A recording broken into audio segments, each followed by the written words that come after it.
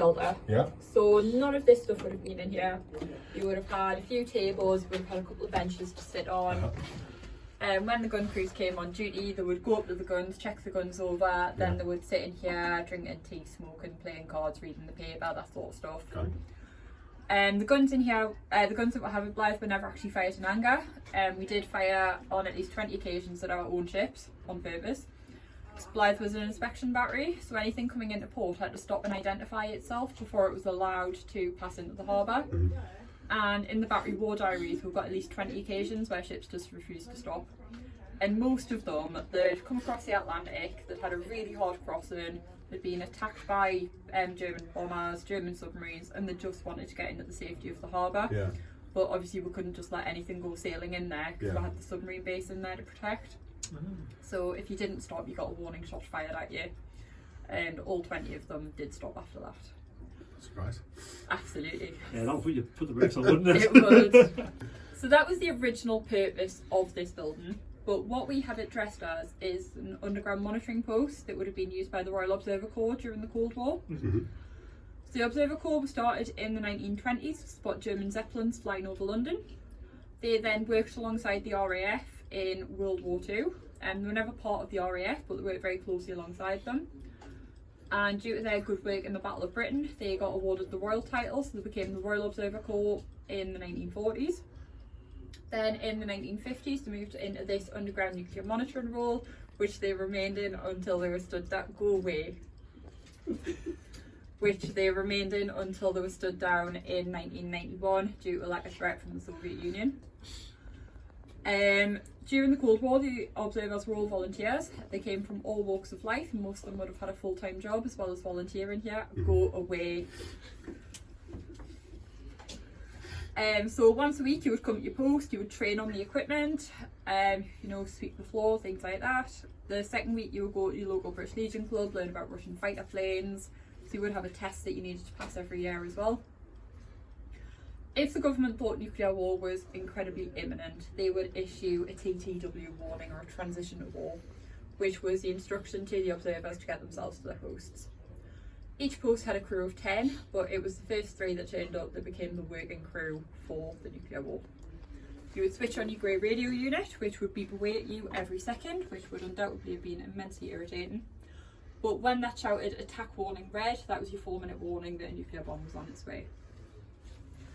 You would have had, as I said, 3 people in the crew. Observer number 1, so that's Eric here, he was in charge of the post. Observer number 2, who's obviously out on a wander somewhere, he would be sat at the desk doing all the paperwork. Observer number 3, which is Shaz here, does all the running around. So at your 4-minute warning, observer number 3 would leave the post, because this air raid siren that we've got here in the real world would have been on top of the post.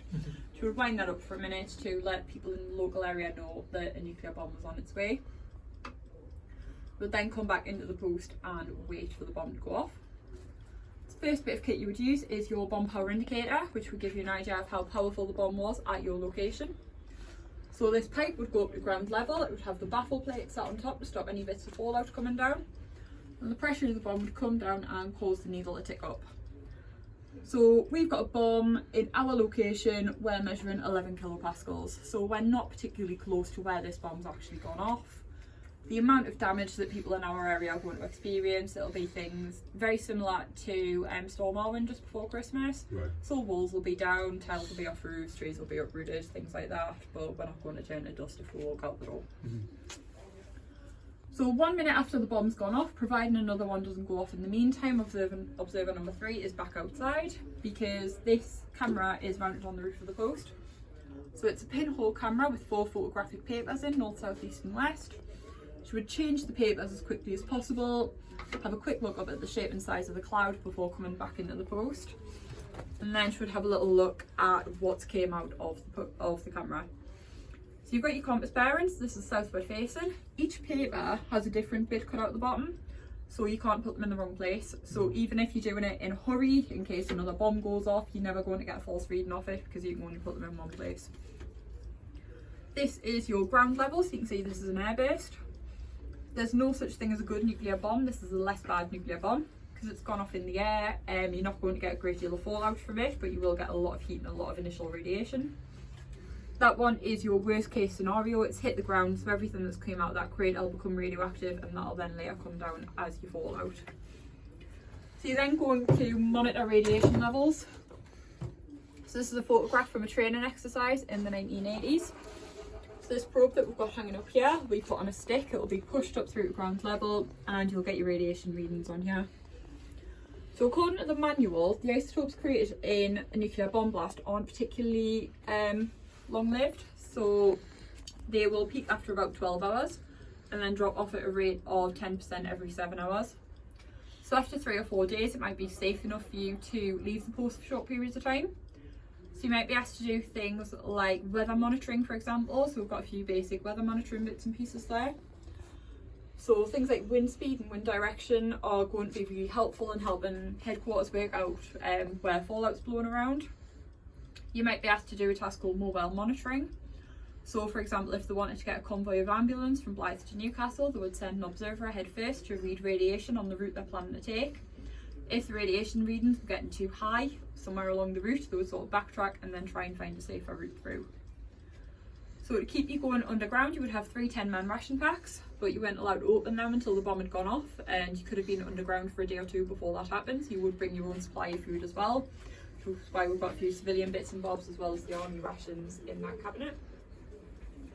You would have jerry cans filled with water. So when the TTW happened, you would make sure you have fresh water in your jerry cans to keep you going for the 3 weeks.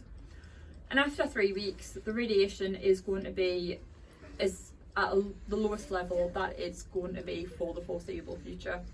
So the post will be shut down and you will make your way to headquarters. So the Observer Corps was stood down in 91, however they were never actually disbanded as a mark of respect to those who gave up their time to fulfil this role. And in this area, in 23 group, we've actually got a very active Observer Corps association who have been incredibly generous and donating things like paperwork and bits of uniforms. So I can tell you all about the people who wore the uniforms that we've got on display here. And they love just being able to come down and sit and chat and reminisce and tell stories, some of which will never be repeated again. Wow.